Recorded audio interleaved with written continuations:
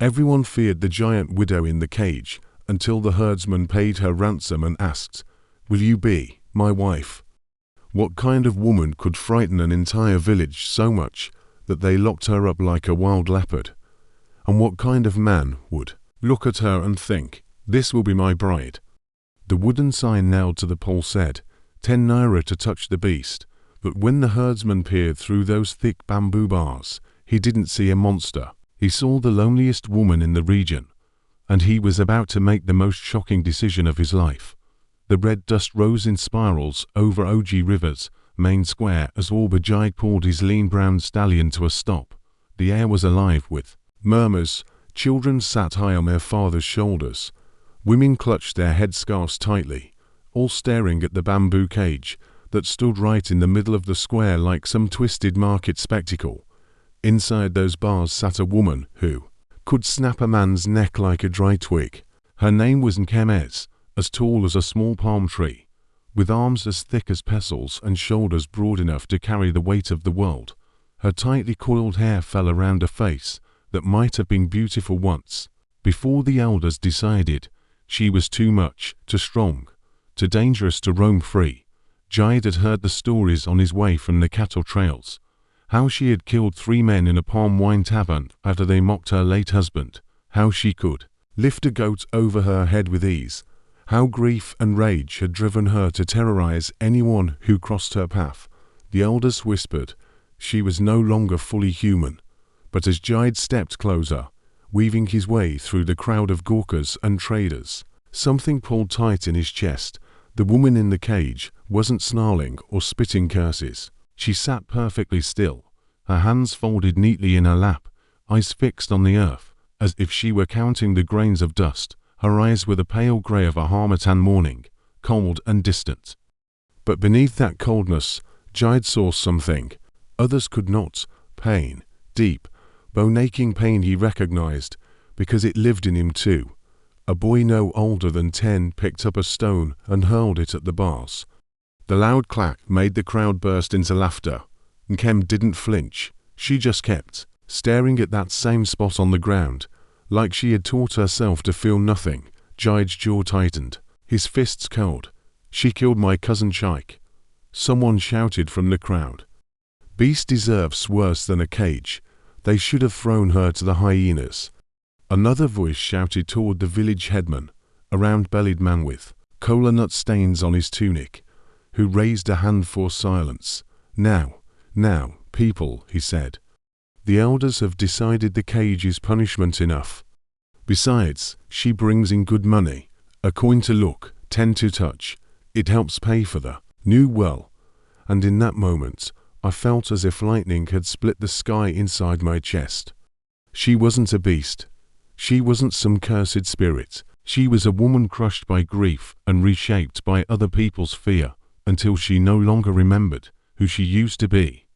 I knew that feeling all too well. After Ngozi died, after the fever took her and the child we had prayed for, I spent 2 years drowning myself in palm wine taverns from Enugu to Lagos.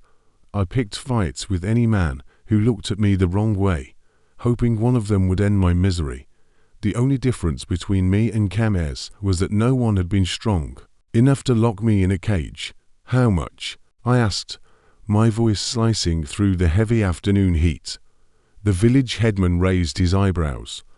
10 naira to touch, like the sign says. "No," I said, stepping forward. I reached into my leather pouch, still heavy with coins from the last cattle trade. "How much to buy her?" The square went silent. Even the flies seemed to stop buzzing. Nkem's eyes widened, the first flicker of real emotion I'd seen from her all day.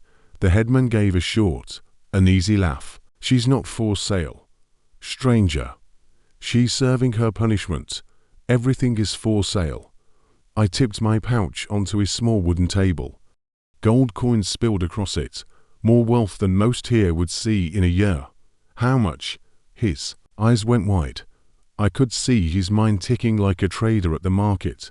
The village well fund, his own pockets, and the chance to rid himself of a problem that ate 3 meals a day and brought unwanted visits from the district chief.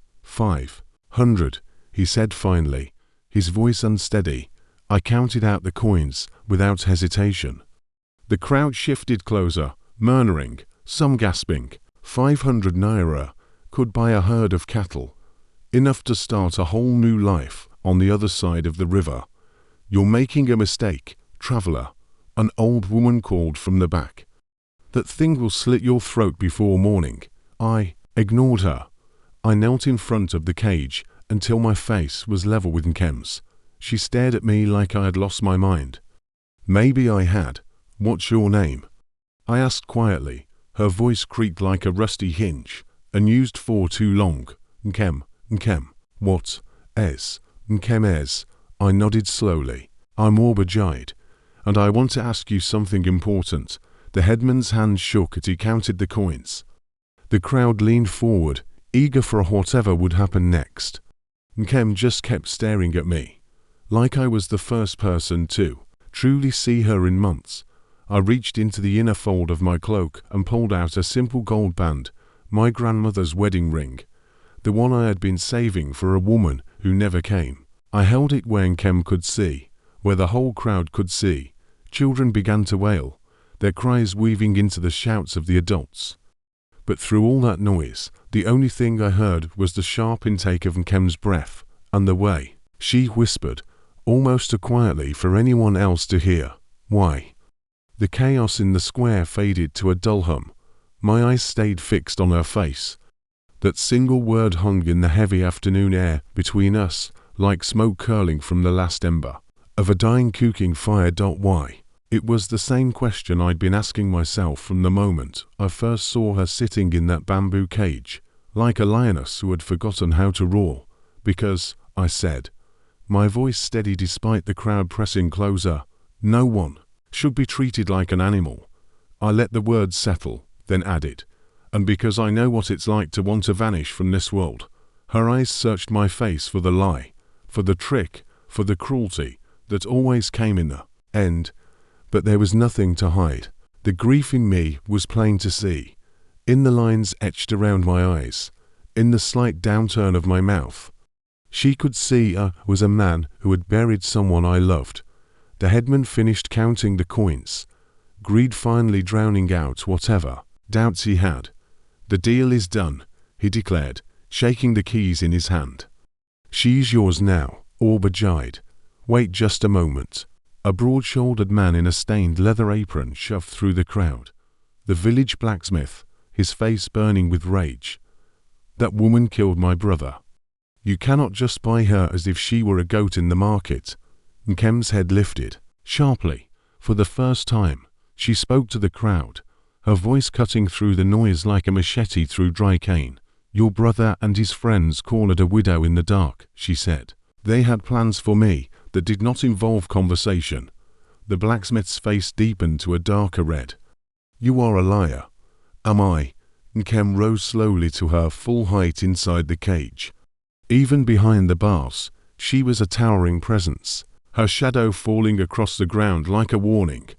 Ask Hila Chukwudi what state I was in when they dragged me here. Ask him about the bruises, the torn cloth. That is enough, the headman snapped, his voice tight. With trembling hands, he unlocked the cage. She's bought and paid for. The matter is closed, but I was still studying her face, reading the truth carved there in both visible scars and the ones only the soul carries. The men she had killed had not been innocent.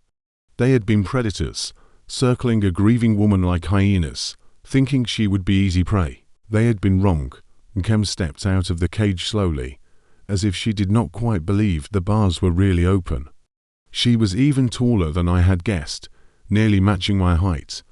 And despite her size, there was a strange grace in the way she moved, like a dancer who had learned to fight, or a fighter who still remembered how to be gentle.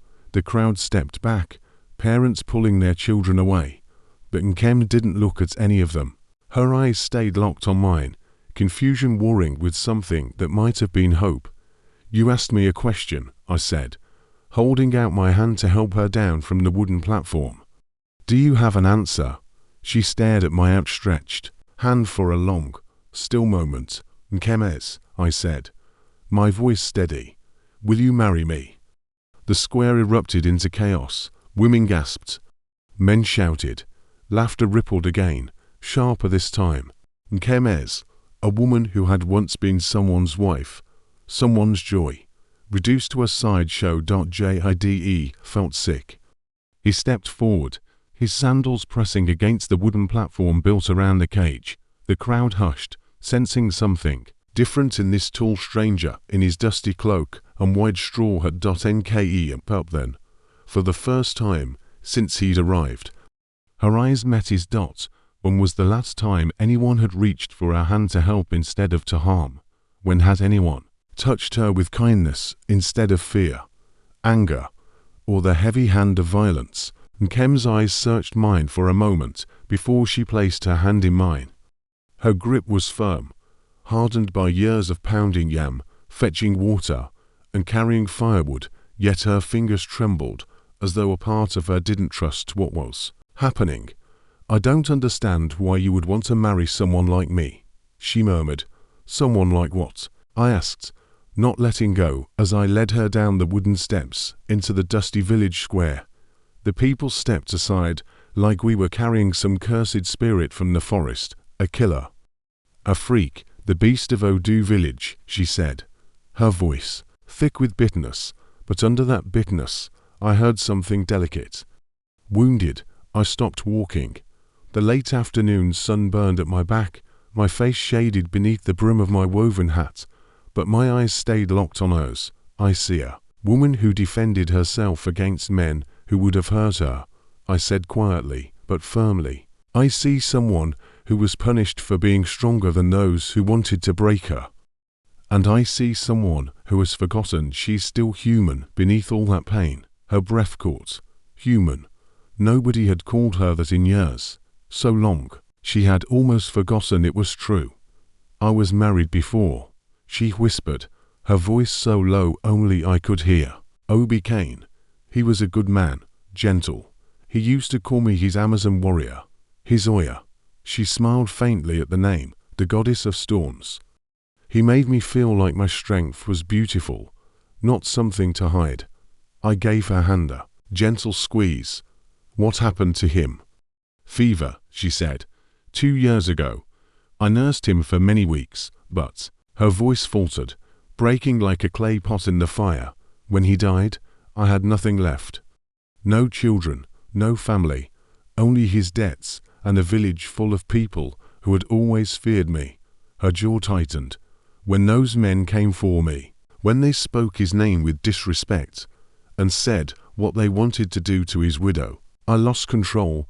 You defended your husband's memory and your own body, I told her.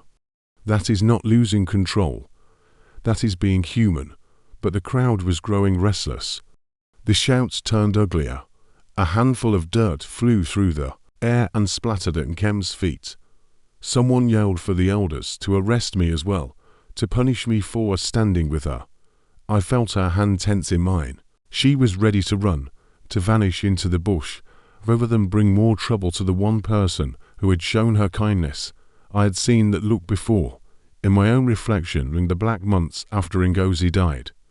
The look of someone convinced the world would be better without them. Nkem, I said urgently. I meant what I said. My proposal.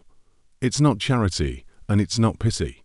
I'm asking because I believe we can help each other remember how to be alive again. She stared at me, searching for the lie she was certain must be hiding in my words. You don't know me, she whispered. I could hurt you, so could I said evenly, shifting my coat, so she could see the short-bladed dagger at my belt and the old flintlock pistol at my hip. I've killed men too, Nkem, in the war and after. I've done things I'm not proud of, I told her, my voice low but steady. But I'm tired of being alone with ghosts. I don't know if it was my honesty, or the fact that I was willing to bare my heart in front of a crowd that wanted me dead, but something cracked open in Nkem's chest. I saw it in her eyes, the way they softened, like the first warm wind after Harmattan. If I say yes, she asked, almost afraid to breathe, what then? Where would we go? No town will accept us. I let the first real smile touch my lips. I know a place.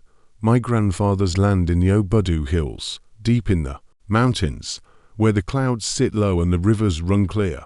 There's space there, enough for 2 people who need room to heal, and no gossiping tongues to follow us. She closed her eyes, and for a heartbeat I could tell she was picturing it. The quiet, the sound of crickets at night, the smell of rain on the grass instead of blood in the dust. But the crowd was turning uglier. Some had fetched stones.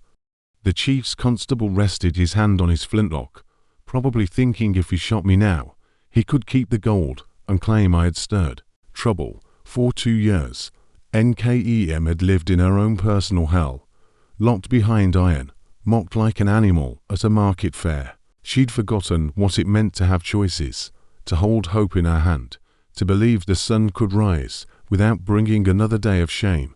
She looked at me, this strange man who'd seen her at her lowest and still found her worth saving.